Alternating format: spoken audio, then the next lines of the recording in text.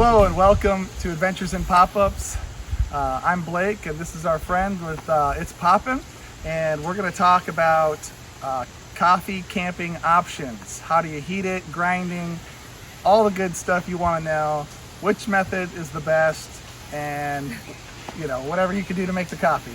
All right, so we kind of like combined all of our coffee making methods, didn't we? Yeah. So we got a lot here, but if you're like us and you love whole bean coffee to begin with, we have a couple of grinding options for, of course, getting your coffee ground. So if you have, of course, shore power and you're hooked up to electricity, a great option is just, of course, an electric grinder. It's a lot quicker. But on the off chance that maybe you're boondocking or you don't have power, one of these manual burr grinders are great. So you just, of course, take off your handle, pop your whole beans up top, and they come out the bottom. So that's a little bit less expedient option, but nevertheless works if you got to get your coffee fix as far as getting those grounds.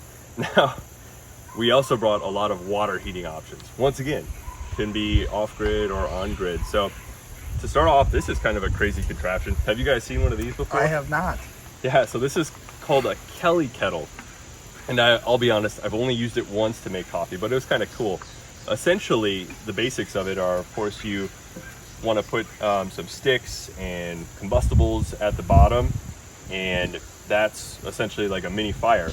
And then what you do is you fill up this chamber right here with water, set your stopper in here, and this is like a tea kettle, so it whistles when it's boiling, of course.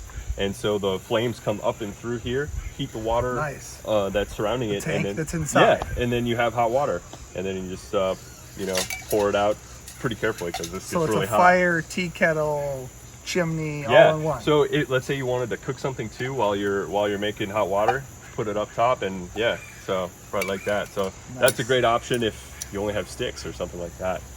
Now moving right on down the line, this is of course like your classic backpacking stove, right? So just a butane burner, got your little stove right there, and this one was actually relatively inexpensive, like under $20 on Amazon. Nice. So, and then of course some sort of container to heat your water up, and boom, done.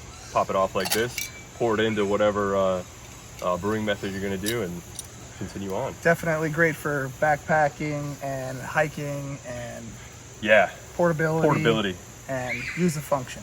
Absolutely. And then this one is my daily use water kettle. This is the go-to. Yeah, that's the go-to at home. The nice thing about this, of course, once again, it's electric, so if you're on shore power, a great option. But this one is really cool because you can dial in the temperature.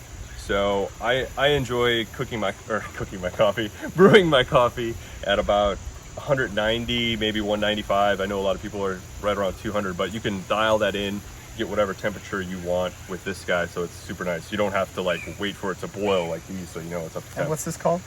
This is a gooseneck kettle, electric gooseneck kettle. Got it on Amazon as well. So just a kettle, but it's got a nice fancy gooseneck. Yeah, and if you want to do like fancy pour overs, you can get a little more precise with where you put the water. The coffee snob must have right there. That's right. So this one's ours. Seen quite a few campfires. Of course, just the old-fashioned tea kettle. Put it on the open flame or on the gas grill. Cooking with propane inside or out.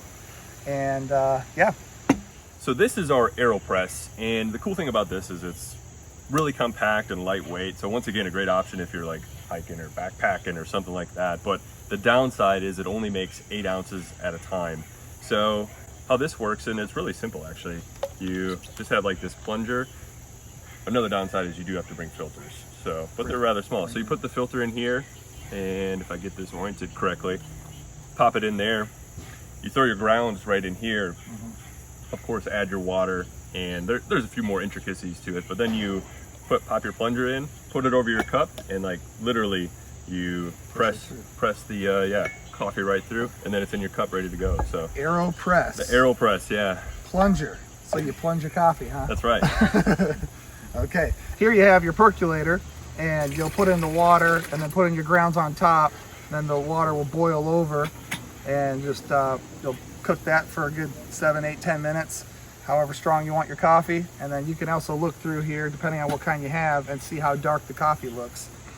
So that's good on a campfire or over the propane as well, or a butane Whatever you got, tank yeah. or whatever you got to heat. And of course, we've got the go-to The French French press, press, yeah. and we love these things. Don't we? Insulated, thick walls, and you just throw in your coffee grounds and then put in your boiling water. That's our and, go-to. And that's Yep. Just That's my daily let driver. it sit for 4 or 5 minutes. Mm-hmm. You like 4 minutes, and Yep. We do 4 scoops, 4 minutes, but yep. you can kind of fine tune your preference. So. Right. Yeah, so that works great. And then if you want to, want more coffee than that, or just want to have it kind of sitting around, you can add more grounds, maybe throw some more hot water in, and you got a whole nother 4 cups ready to go Keep going. when you want some more later. For quick and easy, just warm up some water with a microwave or any other heating method. The instant coffee, and if you just want to have a backup, or for backpacking, some little tea bag coffee bags. I've So never seen those before. Yeah, those are. emergency, What do those look like? you forgot to pack it, this might come in handy. So it's a just tea bag. it's like a tea bag with coffee grounds, so it's just like a little, You can open it. a little emergency pack. Well, now we have to make it. Right. And this is French vanilla. I don't know how old it is. It doesn't have an expiration date. So Interesting. It's got your instructions on there in case you don't know what to do with a tea bag full of coffee grounds. So we thought we would just kind of rate our worst and favorite options. Of Yeah. course, probably the least favorite option is the tea bag or instant method. That's just like better than nothing. And Right. a percolator or a French press would probably be our number one or go-to. For sure. And then what do you got there? What do you think? So the Aeropress, I think it makes a really good clean cup of coffee. You can taste all the notes of whatever you're brewing up. But once again, it makes such a little amount. If you're trying to make it for 2, 3, 4 people, Right. you're going to be making a lot of Aeropress coffee. But yeah, I think we both agree that our go-to is probably the French press press is for the go-to. 2, maybe 3 people. Yeah, that's definitely the best of both worlds for sure, as far as taste Yep. and how much you can make and all Yeah, that and stuff. we both love our insulated French presses. That's right. Yep. We both had glass ones that broke, so So we upgraded to the insulated. so we are upgraded here. We are good to go for a long time, probably. Yeah, and the percolator, I don't know. I always find that's a pretty bold cup of coffee. Yeah. Depending on how strong you make Oh yeah, it. it was really good. Yeah, but I don't know. I've had it before, but not my favorite, but not the worst out there either. Well, how'd that Dunkin' Donuts taste this morning? That was good. For you? I like that. Yeah, that was a good wake up. Awesome. This is the options for making a coffee. It's a lot. Extravaganza Yeah. here. I think if you multiply all the heating methods with all the brewing methods, we got like 100 ways to make a Right. cup of coffee. So There's definitely more than one way here. So, hey, thanks for joining us on coffee options and how you want to brew it. The important thing is you don't forget it. You right. don't leave it at home. we've done that before. We had to And- run to Walmart. Emergency. Yeah, emergency special. But thanks for joining us. It's Poppin. You guys are Appreciate it. awesome. And we'll see you out there camping, hopefully.